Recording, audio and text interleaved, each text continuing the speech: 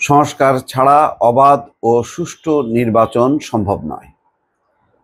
ইসির সঙ্গে বৈঠক শেষে জামাত, এটা তো একটা বিশাল ঝামেলা হয়ে যাবে সম্ভবত। বিএনপির যে দৃষ্টিভঙ্গি আর জামাতের দৃষ্টিভঙ্গি এক মনে হচ্ছে না। সংস্কার ছাড়া অবাধ ও সুষ্ঠু নির্বাচন হবে না, কিন্তু বিএনপি তো মনে করে যে ন্যূনতম সংস্কারের পরেই নির্বাচনে যাওয়া উচিত। কিন্তু জামাত ইসলামের এখন মনে হচ্ছে যে না, তারা আসলে ওই অবস্থানের সঙ্গে একমত না, তারা পূর্ণাঙ্গ একটা সংস্কার চায়। যুক্তি আছে, জামাতের বক্তব্যও যুক্তি আছে, আবার বিএনপির বক্তব্যও মানে অযৌক্তিক না।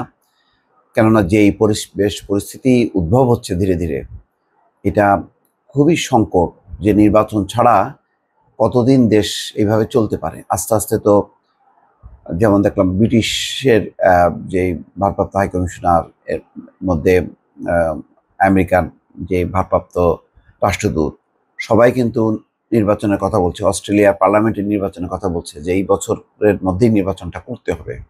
কিন্তু জামাতের যা বক্তব্য, বৈষম্যদের যা বক্তব্য, তাতে তো মনে হচ্ছে যে না, তারা একমত না। আর একমত যদি না হয়, তাহলে ডক্টর মোহাম্মদ ইউনূস কী করবেন?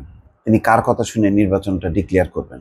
এটা আস্তে আস্তে আমার ধারণা যে মতপার্থক্যটা বাড়ছে, এটা যে কোথায় শেষ হবে বোঝা যাচ্ছে না।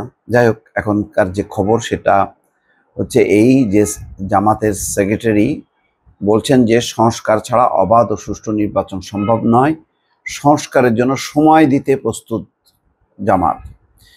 বৃহস্পতিবার সকাল 10টায় রাজধানীর আগারগাঁওয়ের নির্বাচন ভবনে প্রধান নির্বাচন কমিশনার এএমএম নাসির উদ্দিন সহ অন্যান্য নির্বাচন কমিশনের সঙ্গে বৈঠকে বসে জামাত ইসলামীর 6 সদস্যের প্রতিনিধি দল। তার মানে পাল্টাপাল্টি হলো। বিএনপি যেমন এসে বলল কত দ্রুত আপনারা নির্বাচন করতে পারবেন, আর তারা পাল্টা এসে তাদের একটা অবস্থান জানিয়ে দিয়ে গেল, যেটা বিএনপির অবস্থানের সম্পূর্ণ বিপরীত। বৈঠক শেষে মিয়া গোলাম পরোয়ার বলেন, নির্বাচন সুষ্ঠু, নিরপেক্ষ এবং অংশগ্রহণমূলক করার বিষয়ে মত বিনিময় হয়েছে। সক্ষমতা ও সীমাবদ্ধতা নিয়ে আলোচনা হয়েছে। আমরা 23 দফা দাবি জানিয়েছি। তিনি বলেন, জনগণ চায় স্থানীয় সরকার সচল হোক, আমরাও চাই জাতীয় নির্বাচনের আগে স্থানীয় সরকার নির্বাচন। অথচ বিএনপি আজকেই বলেছে যে তারা আগে সংসদ নির্বাচন চায়, পরে স্থানীয় সরকার নির্বাচন চায়। এছাড়া আমরা সংখ্যানুপাতিক নির্বাচনের পক্ষে বলছি, যেটা বিএনপির মহাসচিব বলছেন যে প্রশ্নই ওঠে না সংখ্যানুপাতিক নির্বাচন পদ্ধতি।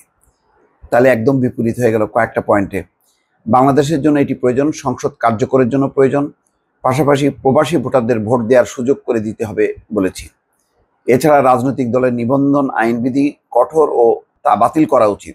সবার রাজনীতি করার অধিকার আছে বলে জানান তিনি। এক প্রশ্নের জবাবে জামাতের সেক্রেটারি বলেন, 300 আসনে নির্বাচন করার প্রস্তুতি নিচ্ছে জামাত। প্রার্থী চূড়ান্ত করা হয়েছে। বাংলাদেশ জামাতের নিবন্ধন বিষয়ে আদালতে পেন্ডিং আছে। আমরা আশা করি ন্যায় বিচার পাবো এবং দাঁড়িপাল্লা প্রতীক পাবো। এটা তো পাবে, কিন্তু কয়েকটা পয়েন্টে কি হবে? পুরো সংস্কার বলতে কতটুকু? 23 দফা দাবি, সেটা কি সংখ্যানুপাতিক নাকি দলগত প্রার্থী সিস্টেমের নির্বাচন? সব মিলিয়ে একটা বেশ সংকটের মধ্যেই যাবে মনে হচ্ছে। আপাতত এটার কিভাবে রাজনৈতিক ঐক্যমত্য তৈরি হবে, সেই ঐক্যমত্য তৈরি না হলে তো ইউনূস সাহেবের পক্ষে নির্বাচন দেওয়া সম্ভব না। প্রথম মনে হচ্ছিল যে বোধহয় আগস্ট সেপ্টেম্বরে নির্বাচন হয়ে যাবে, আর তা নাহলে ঠিক আছে, দেরি হলে নয় ডিসেম্বরই হোক।